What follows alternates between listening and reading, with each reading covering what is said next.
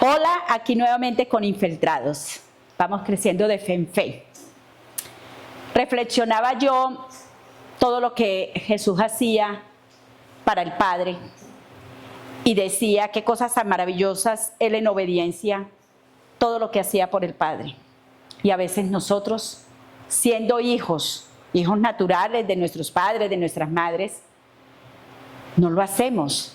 Y Él es la persona que realmente muestra cómo un hijo debe hacer las cosas que el padre hace. Y yo me acuerdo que empecé a reflexionar sobre el tema y me acordaba que los hijos cómo imitan, desde niñitos empiezan a imitar. En mi caso, llegó Brian, uno de mis hijos, a mi casa y no estaba mi esposo por su trabajo, siempre estaba por fuera. Pero estaba mi hijo mayor. Cuando un día mi hijo mayor me dice, mami, pero es que a mí me molesta porque es que mi hermanito siempre está, si yo me estoy afeitando, él también se está afeitando. Y el niño tenía unos 4 años y medio. Pero todo lo que hacía mi hijo mayor, él lo imitaba. Entonces yo me senté con él y le dije, hijo, lo que pasa es que en este momento tú eres la figura del hombre en el hogar, porque ya sabes que el papi por el trabajo no puede estar. Y mi hijo le quedó eso tan fuerte que dice, se le salieron las lágrimas y me dice, mami, yo no lo había visto así. Y ahora sé que yo tengo que ser ejemplo para mi hermano. Ahora nosotros como padres tenemos que aprender a ser ejemplos para nuestros hijos. Y vemos que dice en la palabra del Señor, en Juan 5:19, respondió entonces Jesús y les dijo, de cierto os digo, cuando el Señor habla una palabra y vuelve y la habla es porque es algo muy serio, muy importante. Y como quien dice, pon atención a lo que yo te voy a decir. No puede el Hijo hacer nada por sí mismo, sino lo que ve hacer al Padre. Porque todo lo que el Padre hace, también lo hace el Hijo igualmente. Entonces, porque el Padre ama al Hijo y le muestra todas las cosas que Él hace, y mayores de estas obras le mostrará. Entonces vemos cómo el mismo Jesús nos está enseñando que Él como Hijo imitaba al Padre en todo.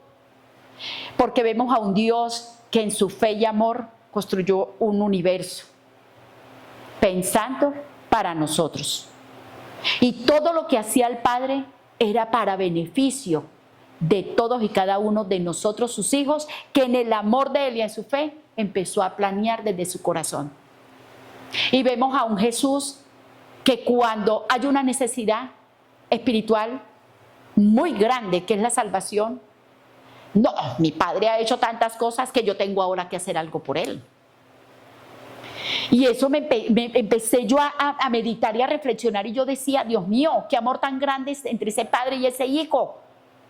Hasta eso ellos enseñan, en que imitemos ese amor, en que imitemos esa responsabilidad de un hijo con su padre, pero también el padre con su hijo. Y meditando, llega y me muestra el hijo pródigo. Yo le dije, pero ¿qué tiene que ver el hijo pródigo con todo esto? Y seguí meditando y meditando. Y un día, este hijo pródigo toma la decisión más tremenda de su vida. Porque a veces los hijos creen que en la sabiduría que yo tengo y en el entendimiento que yo tengo es más que el de mi padre.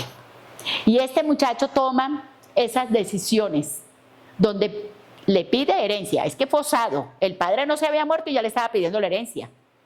Y aún así, ese padre tenía que ser un hombre maravilloso. A él no le importó y le dio a su hijo la porción de su herencia. No lo ultrajó, no lo gritó, no lo maltrató, pero había dolor en su corazón. Eso lo veía yo cuando empiezo a meditar y viene todas esas imágenes de una escena donde hay un dolor del padre por una decisión que su hijo iba a tomar. Su hijo se va. Pero yo me imagino un padre, y hoy volvía otra vez, y yo veía un padre que se iba a la habitación de su hijo. Bendecía esa cama, le imponía las manos, oraba por su hijo, clamaba por su hijo, ayunaba por su hijo. Y en ningún momento de esa palabra yo veo que su padre habló mal de su hijo. No lo destruyó con palabras. Antes, al contrario, yo veo un padre que aún de noche se levantaba, cuando posiblemente el Señor le ponía en su corazón: está en peligro, está en cosas que no voy a hacer, pero aquí estoy yo, Padre, parado en la brecha por ese hijo.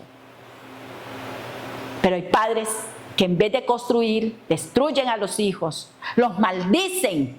Recuerden la enseñanza, el poder de las palabras, y cómo estos hijos se van cubriendo de cosas por palabras. Padres, madres, somos la autoridad de los hijos aquí en la tierra. Ojo, tengan cuidado cómo hablan de los hijos. No los destruyan con palabras, porque se van llenando de maldición, de iniquidad, de ataduras, de ligaduras. Y son decisiones que se toman. Y que si les tocó llorar, sufrir, eso no significa que tú como padre y tú como madre los dejes abandonados, los dejes como ya no son parte de mí, fueron rebeldes, que sufran. No, el padre debe estar ahí. Y este padre del hijo pródigo me enseñó que ese padre se levantaba. Yo me imagino ese señor, este padre con tanto amor, mirando hacia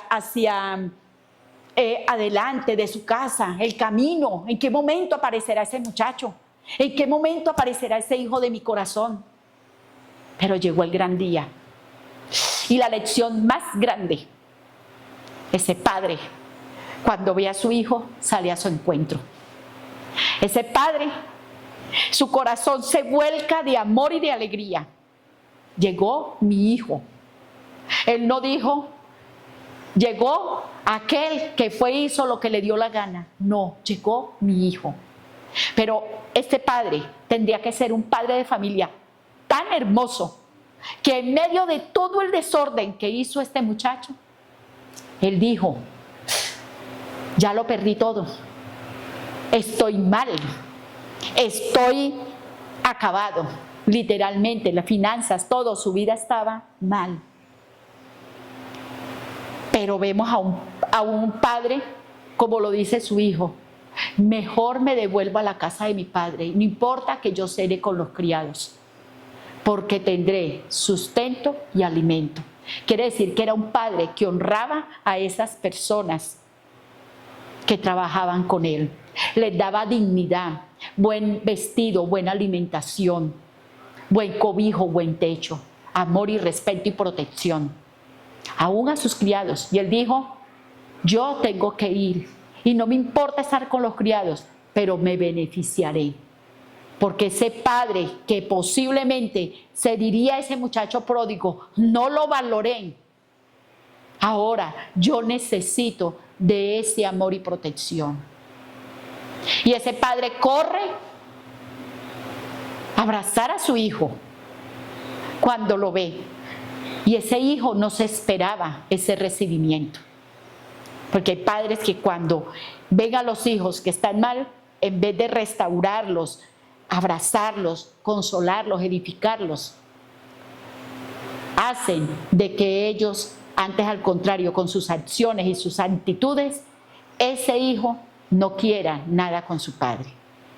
Recordemos, así aparentemente hayan disfrutado de sus vidas y hayan estado en desórdenes, que haya en sus corazones qué iniquidad los alcanzó, qué maldición los alcanzó. Y el Padre, vemos ahí, en esta palabra, que lo levanta, le devuelve dignidad a su hijo, las mejores vestiduras, le pone el anillo, el mejor calzado, lo mejor, le hace fiesta. Y ahí es donde Dios nos quiere llevar con esta palabra. Y yo decía: Dios mío, qué poderoso. Y les puedo asegurar que este hijo que fue desobediente, que se quiso ir a perder en el mundo, fue atraído por lo que el Padre hacía. Y que posiblemente, aunque la palabra no nos los habla, pero nosotros tenemos que ir más allá. ¿Ustedes creen que este muchacho, cuando empieza a crecer y a edificarse, a levantarse, no empezó a imitar lo que el Padre hacía? Imitemos todo lo que el Padre hace. Jesús lo hizo. El apóstol Pablo es el único que dice: imítenme a mí como yo imito a Cristo. Porque ya Cristo vivía tan firme dentro de él que Pablo se da el lujo de decir: imítenme a mí como yo imito a Cristo. Entonces esa palabra nos enseña que nosotros debemos siempre, siempre tener consideración, amor, respeto por el que ha caído. Y aunque la palabra dice, y aunque se caiga, tiene derecho a levantarse. Porque ese es el Padre que nosotros creemos, el que nos testifica el Señor Jesús por las obras que el Padre hizo y que nosotros también las podemos practicar. Tomemos el ejemplo de Dios, tomemos el ejemplo de Jesús. Y este Padre del Hijo pródigo nos habla del Padre eterno.